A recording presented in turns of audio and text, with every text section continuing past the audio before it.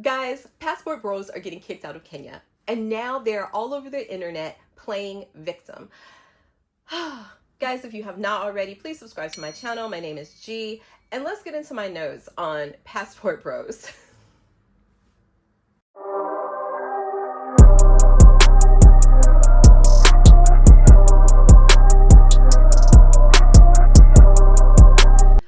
Any commentary when I first heard about the controversy around a passport bro called J-Rilla, and he was all over social media calling Kenyan women unattractive, and he himself looking like he looks.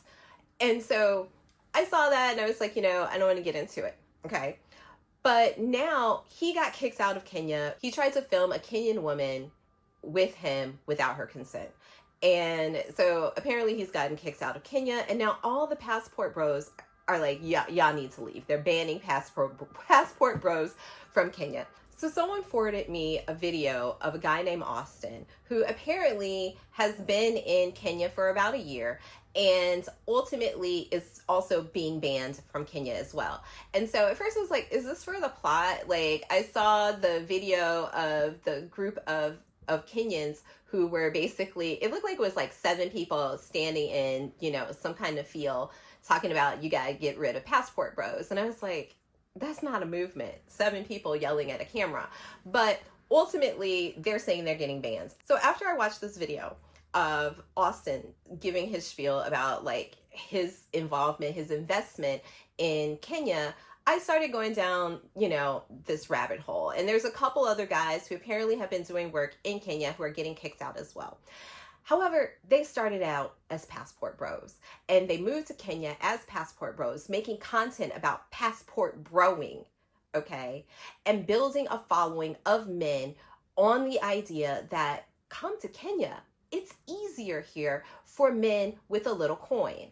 And so they are in Kenya.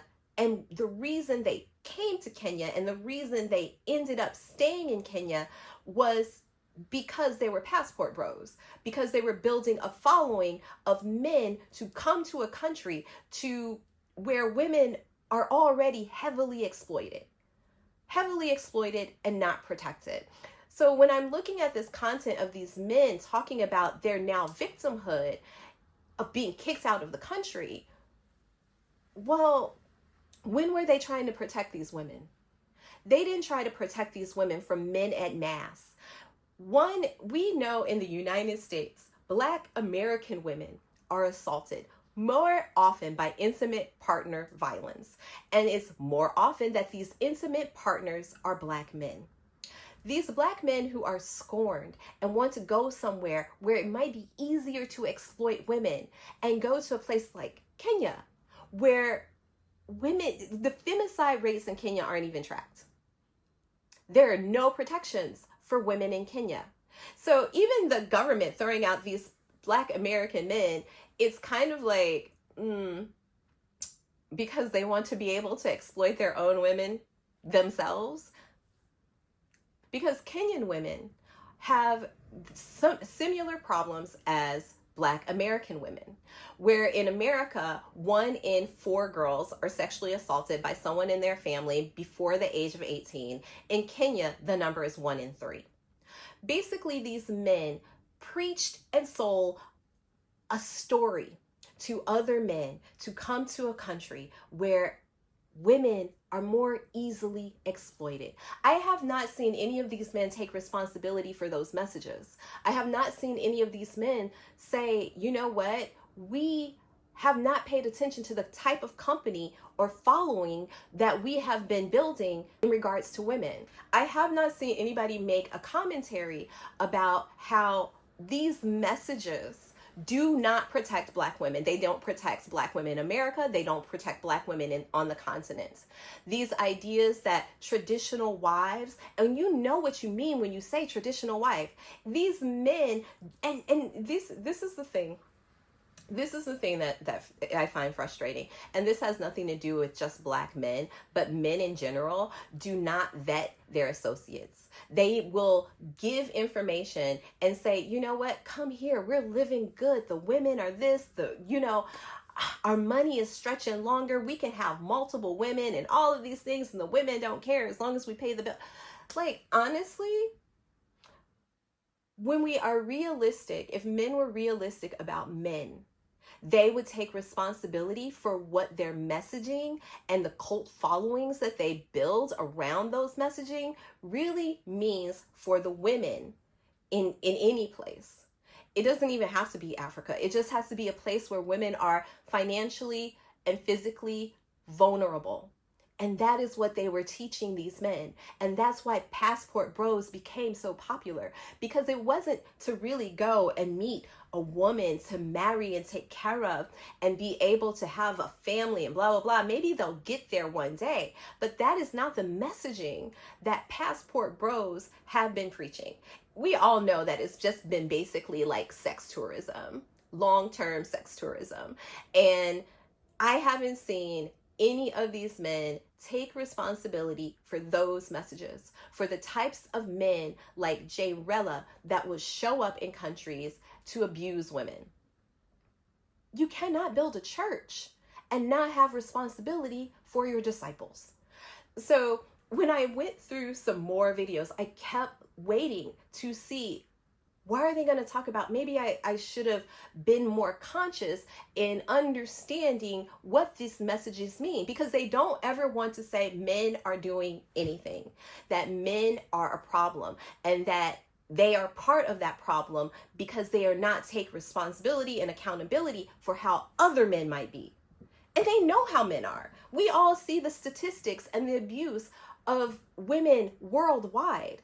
But it's particular because Black women are unprotected, are the least protected women, no matter where we are in the world. So if Black men are taking responsibility and they are saying we want to go to other countries and have traditional relationships, but they also want to be able to make money off of that idea, and they want to be able to build a following. So once they build that following, they can pivot into something else. You still built a church. Whether you're going to let it crumble and not try and teach your disciples something different is also your problem. You have to take responsibility for that. And Black American men, the commentary and what's frustrating is that instead of taking responsibility and accountability for the churches that they've been building, they instead start saying, well, look what the white men do. I saw so many examples of them coming back and saying, well, now, come on now. There have been British people coming in there exploiting the women. There have been Chinese people coming in there exploiting the women. It makes it sound like, why are you picking on us? It's what we do. Why us? They're still not protecting Black women. That is not protection. It tries to put them in the victim narrative over the women who have been victimized. And I am not saying that these men in particular, this Austin guy, and there's another guy with like little braids or whatever, I'm not saying that they did it personally. But if they consider themselves passport bros and they have built their following, they have built an empire of some sort in Kenya off of this foundation, they do have a responsibility, and they have been exploiting women, even if it's indirectly. But men don't take accountability for other men. They don't take accountability for their friends, the circles that they decide to be a part of. Ultimately, men don't question each other, okay? They don't question each other in their circles. And I'm putting passport bros in a circle. That is a subgroup, a subculture, or whatever, and they have the same ideologies and reference points in respect to how they think about women. You don't have to go to Africa. You can go to Indonesia. You can go to Asia. Wherever you can go that you think it's easier for you to do what you want to do and not take responsibility for the outcomes. Well, you're guilty by association. And Black American men should understand that they are always going to be held guilty by association. We already know that. They make a whole freaking narrative about that. And it's unfair. It's unfair. But if you are going to be the leader of a group, a movement, or something, you should be vetting your disciples. And you should be understanding what type of things you are doing to put other women in danger? What type of men are out there? We can't stop people from listening to a message, but you can and you must take accountability. If you're going to be teaching men how to go out and find women around the world, then you should be teaching men how to behave. You should be making sure that you provide psychological resources for men who have issues.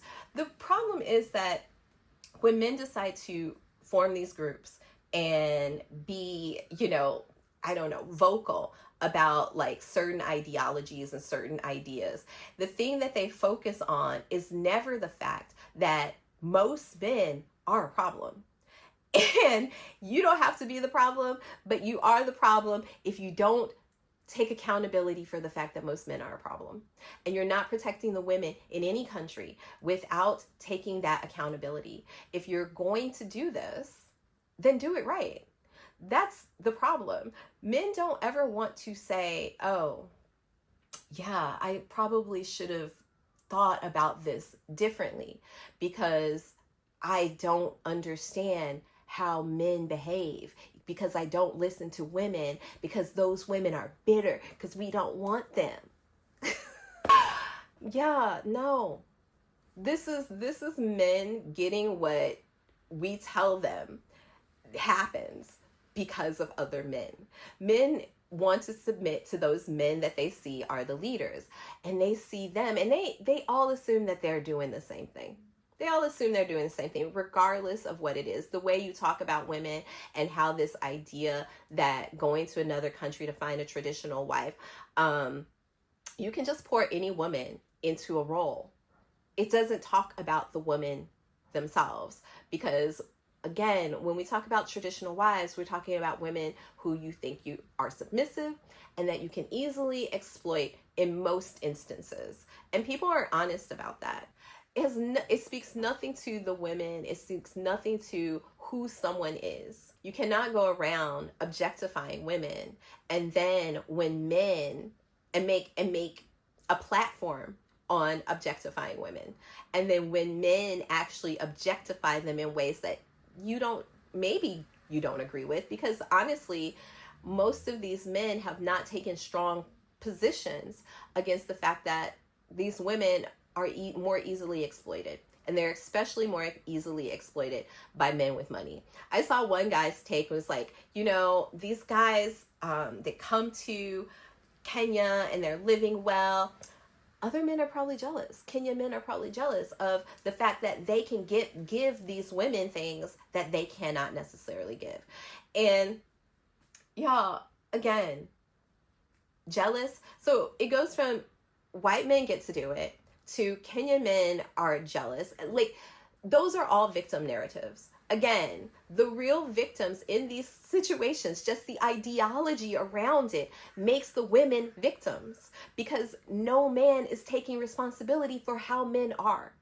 1 in 4 girls in the United States are sexually assaulted before the age of 18. 1 in 20 women in the United States has experienced intimate partner violence, while in Kenya, 1 in 3 women do. 1 in 3 women do. Less than 40% of women in Kenya report sexual violence, period. And so even when they do, it's rarely ever prosecuted. What kind of men are you sending there with your passport bro message? Yeah, you have a responsibility. You have a responsibility because you should know how men are. And the fact that these men, these passport bros, these guys who have built these platforms around traveling and sexual exploration, because I don't think any of them are committed to any women at this point. You have a responsibility for your messages. And I think that then going and say, well, white men get to do it and they've gotten away with it, and then the Chinese people have gotten to do it. They have whole countries protecting them. You don't have people to protect you. America's not going to protect black men in Kenya like Europe or like Britain is going to protect a white man in the UK that they sent over there to do what they want him to do. It doesn't compare. And again, why is it that you don't want to protect these women? Why is it that you don't want to say, oh, maybe my message was misconstrued by not even the wrong men. These men will be in men's circles, but because they don't talk to each other, because they actually don't question men don't question each other. Just like none of these men who are making commentaries and talking about it question the fact that passport bros have been sending predators to other countries that could potentially hurt women. Some of them are the predators. And that's why they just don't ask the questions. They don't ask them of themselves, and they don't ask it of other men. And that's the problem. And that's why they have responsibility. So if you are the leader of your church, you got to take responsibility for your congregation. So guys, if you have not already, go ahead, subscribe to my channel. I want to welcome my new followers, my new subscribers. Thank you so much. I look forward to talking to you guys in the comments and hearing your opinions. So ciao, ciao for now.